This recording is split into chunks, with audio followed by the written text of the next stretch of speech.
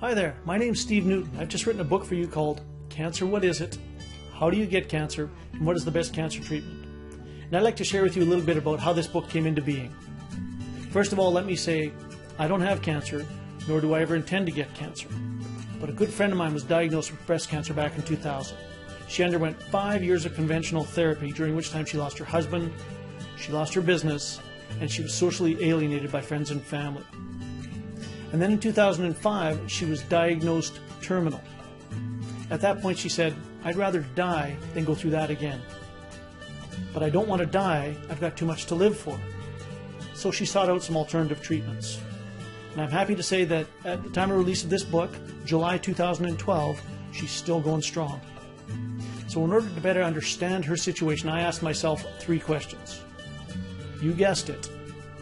Cancer, what is it? How do you get cancer?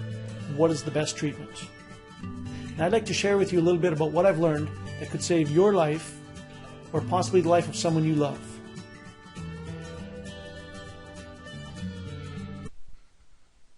I've learned a few interesting things about cancer while researching for my book, Cancer, What Is It? How do you get cancer? And what is the best cancer treatment? It's available at cancerwhatisit.com. In my research, one of the first books I read was called Anti-Cancer, A New Way of Life by Dr. David Servin Schreiber, a very dedicated scientist and medical doctor who fought his own brain cancer successfully for many years. Definitely worth the read. He published some interesting and scientifically verified claims. So, for example, he noted that 80% of women who carry certain types of genes risk developing breast cancer during their lifetime. And one study he cites found that women who consumed up to 27 different fruits and vegetables a week saw their risk diminished by 73%.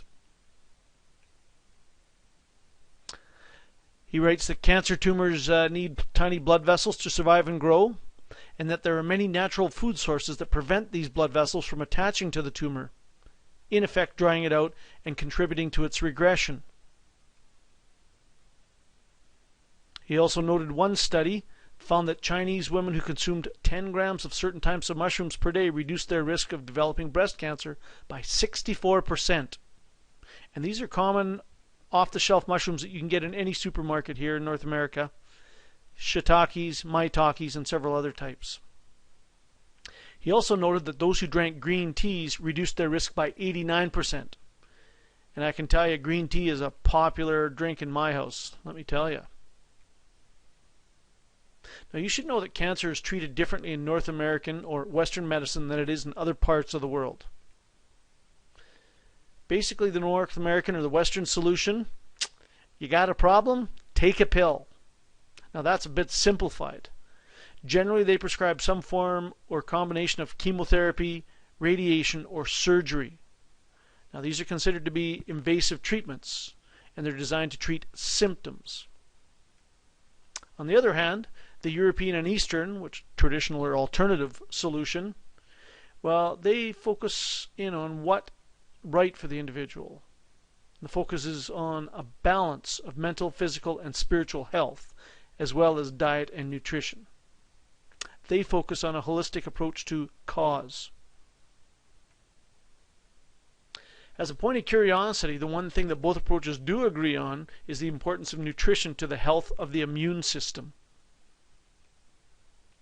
Now, my biggest learning from writing this book is that if you get diagnosed with cancer, always, always, always get a second opinion. I mean, it's a proven fact that 50% of all doctors finished in the bottom half of their class. Think about that. Get informed about your options.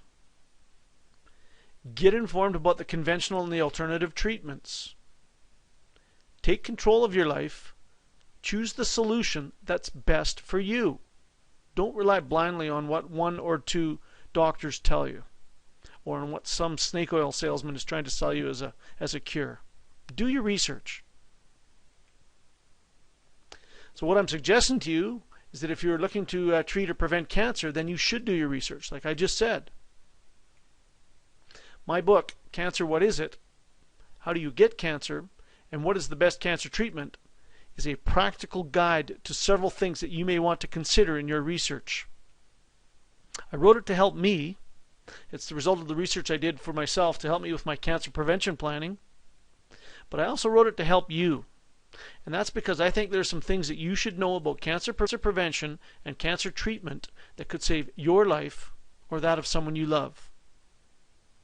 There's some things that aren't promoted by too many of the conventional medical practitioners in that book. So for about the same price as a fast food meal, which ironically may contribute to causing cancer, you get practical information on what cancer is and how the body deals with it, how to prevent cancer using things that are within your control, the pros and cons of conventional and alternative cancer treatments, the importance of detoxification and nutrition in fighting and preventing cancer, some tips around cancer survivorship and living with the cancer patient, and I have some first-hand experience with that. End-of-life planning, I also have some experience with that. As well, there's a useful list of web resources that you can start your own research with. So what if just one thing in this book leads you to discover something that could save your life or the life of someone you love? What if just one thing in this book leads you to living a full, happy life free of cancer? Consider the alternative. Take control of your life now. My book, Cancer, What Is It? How Do You Get Cancer? And What is the Best Cancer Treatment? Is available at cancerwhatisit.com. Thank you.